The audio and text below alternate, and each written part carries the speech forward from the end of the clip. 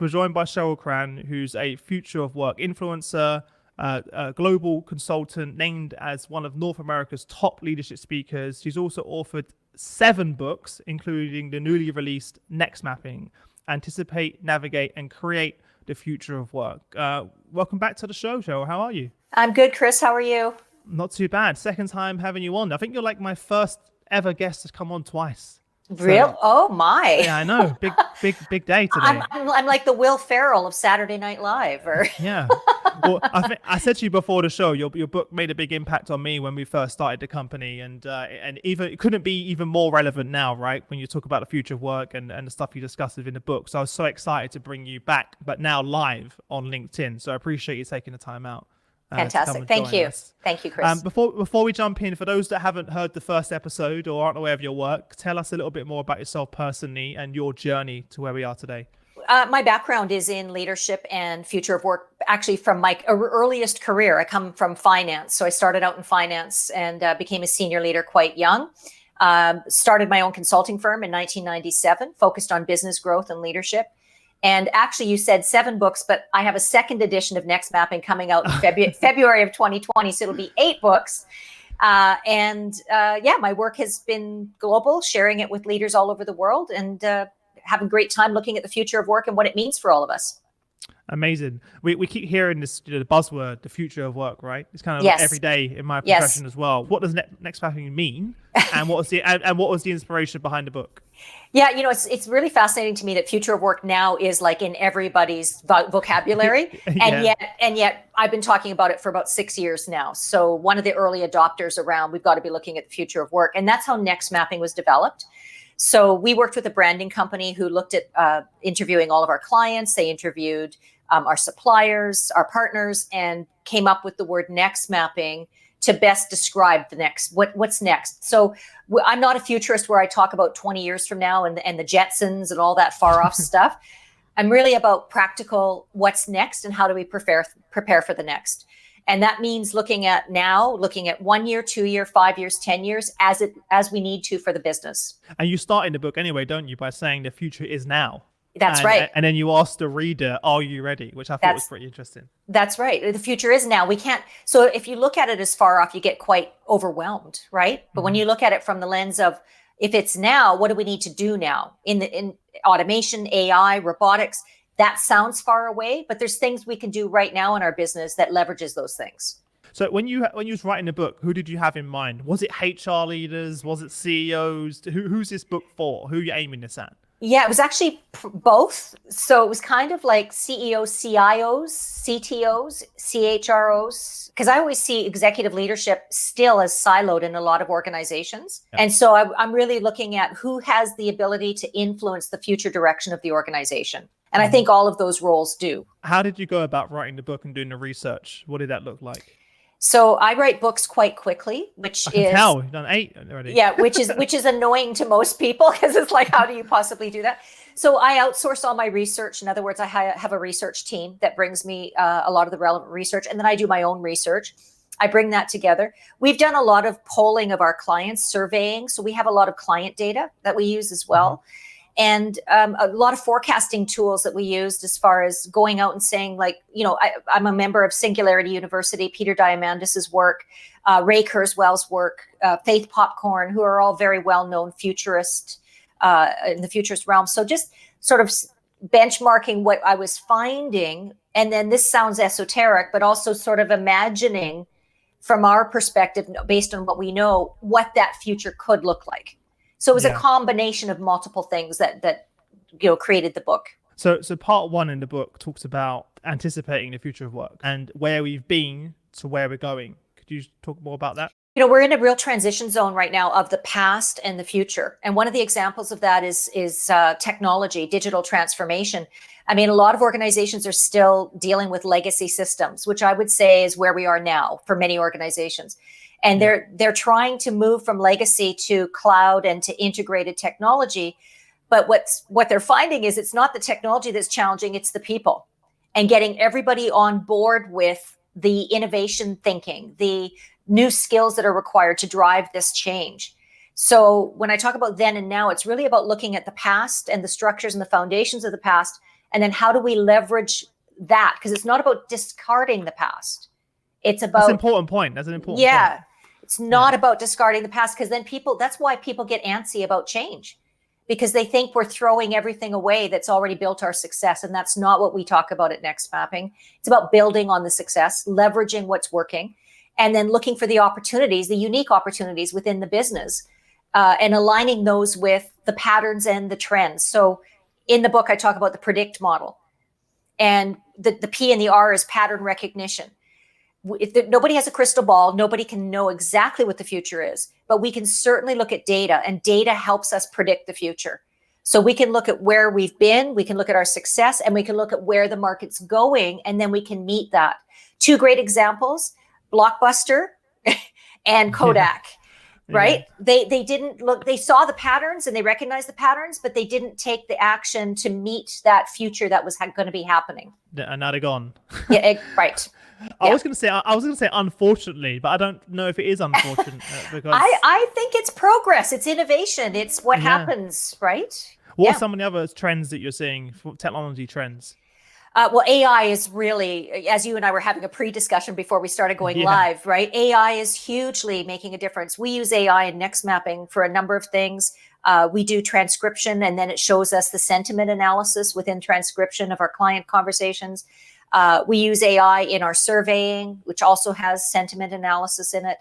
We use Salesforce as our cloud platform. We use Cirrus as an application into Salesforce, which helps us then get real-time data.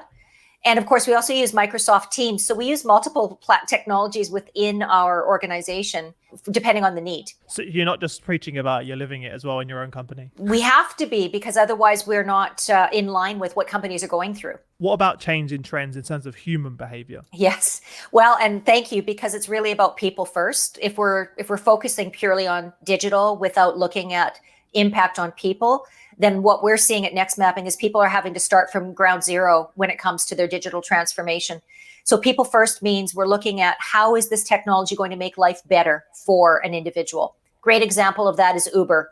Uber continues to innovate. They now have SOS, or safety feature, in the app when you're driving in a car. Like, they're constantly innovating, and they're thinking about the end user, the customer, the rider. The other part that we want to look at is equally important, is the employee experience. Is this technology going to make employees' lives easier? Is it going to allow them to work faster, better? Are they going to be able to innovate real time? Is it going to free them up to be more strategic? So I think those are really important people trends that we're seeing. The demographics, of course, Gen Zs and the millennials, we know this, people know this already, that they're shifting the way they see work. The freelance economy is increasing. The gig economy is increasing. The contract reality is increasing. And when we talk about shortage of workers, it's less about jobs in the future and more about how are we going to set up the work so that we know what AI is going to do, robots are going to do, and what humans can do best. So we're in a really exciting transition zone here. I love that what you just said, because I watched a video of yours recently on YouTube, and you was talking about how we're not talking about employing people for jobs. Well, I was talking about recruiting and retention, and how right now it's backwards. So it's still based on the past model. So the past model is you had a job opening, you posted the job opening, you did a bunch of interviews, you hire, and then that person maybe stays with you 6 months or 3 years, because everything's shifting around job loyalty or worker loyalty. And what I'm saying, in the future, it's not about jobs, it's about work. It's about strategically looking at the work that's required to be done, and looking at that work through the lens of, okay, what can be done by AI? What can be done by robotics? What can be automated? And then what's left for humans to do? And how do we create new work descriptions, not job descriptions? Yes, exactly. Work descriptions. And then maybe the next question is this a full-time worker, or is it an outsourced worker, or is it a project team? So looking at work through completely new eyes to create this new future reality. And I'm already seeing companies make that change. Yes, already. We are too. What do you think the risk is for companies that don't shift and make that change? Well, you're not going to find people, because the trends and people are shifting. They don't want to work 10 years in a company anymore. Now, let me add a caveat that if you're an organization, a huge multinational organization where people can change work within the organization, within the business, then that's completely a unique opportunity. At the same time, if those big multinational organizations are simply filling jobs, they're missing that whole work opportunity that's throughout all the departments that can really be maximized to keep somebody around for a very long time because they're shifting work. They're not hired for a job. I'm seeing that when I look at the clients we have within the Unilevers, the Shells, etc. They've been there 15 years. You look at their LinkedIn CV, they've worked in 15 different departments. I mean functions. They've worked in marketing for a few years. They worked in supply chain. They come back to HR again. And so they're constantly, but not every company has that capability. Exactly. Exactly. Yeah. Let's move back to the predict model, because I think this is something really tangible that people can take away from this live stream right now on LinkedIn and use. Because a lot of people talk about the future of work. There's a lot of theory, but not many practical things that people can use. And that's what I love about the predict model. So explain what the predict model is, and then let's go through each of the steps. Yeah. So the predict model is a tool to help predict the future. Like I said, big statement there. Yeah. We don't have a crystal ball. However, if we have tools or models that help us do this, and I'm very practical as well. That's why I don't like to call myself a futurist, because that's all about what could happen. We're all about helping you get to the next. So that's our differentiation now. That's right. So the predict model is patterns, recognition, elevate, direct, investigate, change, and transform. And each step in the book, in the NextMapping book, outlines what to do in each of those steps.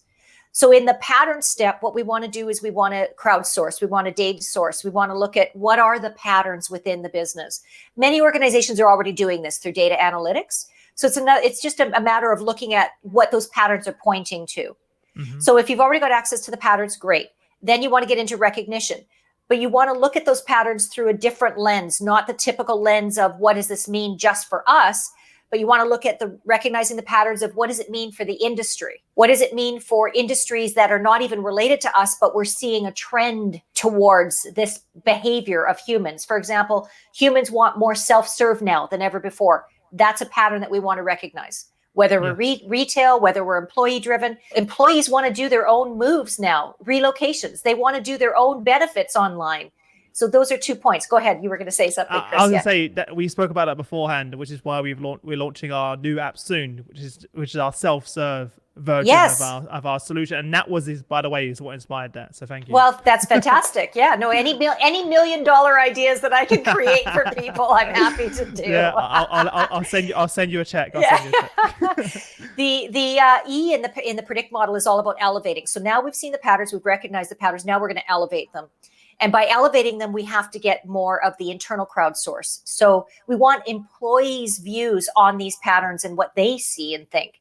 So in the past, it used to be the executive team would do all this, right? They would look at, forecasting and strategizing. And as a leadership team, we'd say, well, what do we think?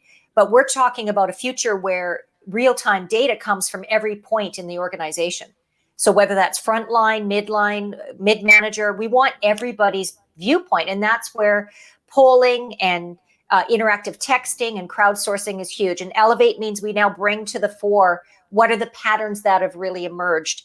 Then we go into direct and we look at what are the top 6 patterns that we are going to pursue as things that we're going to build into strategy. So those top 6 patterns might be cloud integration, cloud migration, might be AI as taking over some of the customer functions, might be we've lost people over the last year because we don't have the latest technology. So they're patterns that are not just related to customer behavior, it's related to every aspect, employee behavior, all of those things. Yeah. Any practical things we can do to recognize those patterns? Because as you say them, people are like, yes, I'm sure they're relating to them, but they're not always so obvious. Right. Well, that's part of why you have to go through the process, because at this, in this conversation, I'm not doing this with an organization, but when I do it with an organization. Yeah. What does that look like? So when we do it with an organization, we're looking at how do we take what you already know with the patterns, the data. If we don't have the data, we help gather that data. Okay. Then we go through the recognition phase, which is we take an outside look coupled with the team that's assigned to this project around how do we predict the future. Mm-hmm. And we look at sort of the unknown patterns. So the things that you wouldn't normally look for. So for example, we had a company a number of years back in the HVAC industry. They were looking to hire more people. They couldn't find more people. So we looked at unique patterns like what are the hobbies of your top performing people? The obscure patterns, not the obvious patterns. And what we found in that doing that exercise is that the hobbies they all had, their top employees, their top workers, were hunting and fishing. So we went, interesting. Okay, so now you keep going to these typical recruiting shows to find these people. What if we put a work booth in a hunting and fishing and game show, which has never happened before? They did it, and they were able to recruit 10 people because of that unique patterning and recognizing of an opportunity. You'd never ever think that, would you? And so predict model is not just about the future, it's an innovation tool. It helps us innovate what we're already doing. Yeah, so the direct and investigate, that's where we go deeper into what would this mean for the organization. So it's one thing to do pie in the sky and, okay, these are the patterns. It's really like, what does it mean? Like, what structurally has to change? Yeah. And that's where we look at, what has to change in HR as far as the way we hire and the way we sell the job and the way we career path and the way we grow and provide succession planning. And what does that mean for IT as far as, do we just let IT operate in a bubble and do what needs to be done with technology? Or do we investigate how manufacturing department can share with IT to leverage that, that next trend or that next opportunity? And then we look at the biggest aspects of the predict model, which are the most difficult in my opinion. And that is getting people to change. How do we get everybody on board with the changes we need to make to get to this future? And that's where we do our change leadership process. And in my book, The Art of Change Leadership, I talk about how we get people to move from where they are and accepting and embracing this future that we're heading into. And a lot of times, if you don't do change leadership while doing digital transformation, for example, a lot of companies have to go back and start all over again. A lot of our clients that come to our workshops, that's one of their biggest frustrations. Yeah, and the reason for that is they didn't tackle technology from a people first. It was siloed to IT. IT said, here's what we're going to do. They laid it out as a project, but didn't do the crowdsourcing to make sure that people were going to A, embrace it, B, use it properly. Is that one of the biggest challenges that you see? Well, I just finished a 6-city tour with BMO Bank of Montreal, which is Canadian-based, but also multinational. And this was a series of events where it was all of their customers, their clients. So this was CEOs, CHROs, CTOs, CIOs from all sorts of organizations that were across Canada and globally. And the number one challenge was digital transformation. And number two was getting people to change to come along with where the company was going. Those were the two biggest challenges that we found. I don't think anyone's surprised. No. But it's the people element that they underestimate, though. The people changed as opposed to the technology. I have a statement that technology innovation is easy. It's the people that are the challenge. And that is the reality we're dealing with right now. Yeah. Yeah. Any tips you could provide? Well, it comes right back down to change leadership. You know what I find is a lot of companies, because they want to be agile and they want to be speedy in their change, they're pushing change, but they're not taking that time needed to have those individual conversations with everybody. And even though that seems like a waste of time, it is the best and highest level use of any leader that's listening to this out there. I love that, by the way. Sit down and talk to people. Ask them, how are you feeling about where we're going? What do you think we need to do it successfully? How can we help you be more successful in your role? What is it that you're resisting about the change, and how can we help you overcome it? Those are the most crucial questions we can ask individuals right now. The T in the predict model that's the transformation cycle. So basically with the predict model, it's a predict tool, it's an innovation tool, but it's also a change tool. And it's got multiple layers to it. And I gave it away in the book. We just created, with the second edition of NextMapping book, there's a workbook version coming in February 2020, which is going to allow individuals and leaders and companies to literally go through it themselves and use it and leverage it as a strategic tool. That'd be really, really helpful. On this theme, what we're talking about is mindset of navigators of the future and making sure you create an abundant mindset. Could you talk more about that? The abundant mindset about the future, I can't take credit for that. That's Peter Diamandis, his new book is coming out in January. It's called The Future is Faster Than You Think. He's brilliant, somebody I've followed for years around the future. And he says we have two thoughts about the future that most people think of, and it's a psychology response. Number one, we're afraid, we're terrified. So we just kind of avoid what the reality is about the future, and we sort of hope that we're going to be okay. That's kind of that first thought. The second thought is that abundant mindset. Now, it's not a term that we just say, oh yes, of course I'm excited about the future. It's that we're actually leading the change towards creating the future. So for instance, if we're in our work and somebody gives a disagreement to our project or to what we're doing, rather than get defensive about that, an abundant navigator would be willing to hear that and see it as a discernment opportunity, not as a challenge to what we're going to be moving forward. And agile means that we're able to take feedback, listen to other people's disagreements, and use that and integrate it so that we're creating an even better future for more people.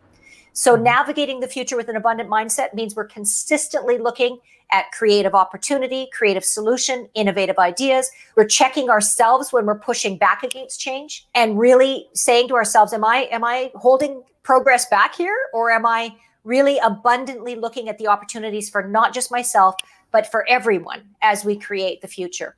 On paper, how do you then translate what we've been talking about to map out some short-term and long-term strategies? So from a NextMapping standpoint, from my perspective, the first point is, if you're listening and saying, okay, and you may already be doing this. So first step is crowdsourcing.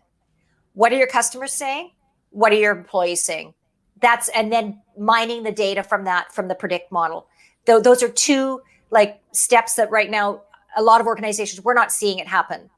We're seeing a lot of organizations trying to keep up with what's in front of them. What I'm saying is, yes, that's necessary in business, but we're talking about innovating while you're also managing the day-to-day business. And that's a new mindset as well. So another step for the NextMapping would be, if you're a multinational, you may already have this, but creating innovation teams or innovation hubs within the organization that are focused purely on predicting the future, and then bringing that back to the teams and the departments and having discussions with the employees and the groups about how do we drive that forward. I would say the fourth step, if you're in the midst of digital transformation right now, reassessing, have we looked at people first when we've looked at this, or are we still trying to push through an IT transformation that we're hoping everybody's going to pick up and run with? And then I'd say step 5 is those one-on-one conversations. Are we having those one-on-one conversations? Are we mentoring, coaching, guiding, helping people through this massive change that we're all going through towards the future? I have much more that I could share, but right now those we're limited on time, and we're limited on time. Yeah. For those on LinkedIn, I know there's a few questions. Let me jump in quickly. So Momo said, will AI replace lower skilled jobs like customer service? If so, will companies continue to upskill their employees? It's a great question. And so I'm not going to sugarcoat this. AI is going to take over tasks. But if we stop talking about jobs and say work, AI will never replace what a human is capable of for work. So World Economic Forum, PwC research has confirmed that we are still going to have a worker shortage, a human needs shortage until the year 2030. By 2030, will we see more tasks and AI and automation and robotics? Definitely we will see that. But what needs to happen is the upskilling and reskilling. And yes, companies are now looking at investing in upskilling. Amazon's a great example. They're investing hundreds of millions of dollars in upskilling their employee base, because Amazon's warehouses, if you look online, robots, it's robots. That's right, robots and AI. And they realize, organizations realize they have a responsibility to upskill their team. And the reason they're willing to do this is because of the sheer fact that we're going to have a shortage of people. So why would you replace people with machines and not upskill your current talent base to do other things? Yeah. So that question's a brilliant question, because it also leads to the concern of, well, will people be displaced by work because of AI and automation? And there's no question that sort of those jobs that are purely task functioned are at risk, no question. Mm-hmm. However, leaders, and I think as a society, we need to be looking at what this means, and we need to be looking at how we can predict the society to meet the needs of that reality happening. I'm aware that we don't have much time left, so before we wrap up, if there's sort of one parting piece of advice that you'd give to everyone listening, what would that be? And also, what's the best way for everyone to get in contact with you guys and learn more about your work, grab a copy of the book, etc.? Yeah, so best way to contact us is nextmapping.com. I'm also on LinkedIn, so join me on LinkedIn. We do regular podcasts, vlogs, all kinds of information. Next step, read the book. Definitely. When's the new version coming out? Or February 2020. Yeah. Okay, cool. And that's going to have the workbook. That will have a companion workbook, and it will be sold as second edition with some updates along with the workbook. Mm-hmm. Yeah. And on your website, am I right in saying that you have a survey, right, that people can take, right, to see where they are on their it's a quick future of work quiz, but it's not interactive. It's just a series of questions that you say yes or no to. Okay. But the questions are powerful. I mean, most of the clients we work with, they'll go no, no, no. It is kind of eye-opening. Yes. Yeah, I think it's the questions I'm referring to, which are very powerful. It's a very good set of questions to be all listening to grab that set of questions to ask yourself. Because when I did that, I think how long ago did we speak ago? Probably 8-9 months ago. Yeah, almost a year ago. Yeah, almost a year ago. Just looking at those questions, if I look back, kind of, I had a lot of. I didn't have many answers to those questions. Yes, which is very concerning to me. Well, it's a good place to start. We're all in the journey. That's the cool thing, right? Regardless of the size of our business, we're all in the journey. We're all wanting to create a better future. That's what excites me. Is as a human race, as a society, we all want to create a better future. Yeah. One last question, because it's from Bass, who's one of our biggest supporters, so I can't leave him hanging. He said, first of all, he really enjoyed the episode, and he said, what are your thoughts on your education system to prepare students for the future of jobs? 4 years from now may not exist. Or 4 years from now, those jobs don't exist yet. Sorry, Bass, I misread your question. Yeah. Excellent question, Bass. Thank you. And it's a big question. So we do a lot of work. We've actually done a lot of work with universities and colleges because they are nervous about their curriculum. They're nervous about aligning what employers are demanding, which is real-time skill development. What we're seeing is a shift away from just the 4-year degree model, and we're seeing more online learning. MIT, for instance, does a lot of 6-week programs now. A lot of these big universities are realizing that they have to be offering real-time learning along with degree learning.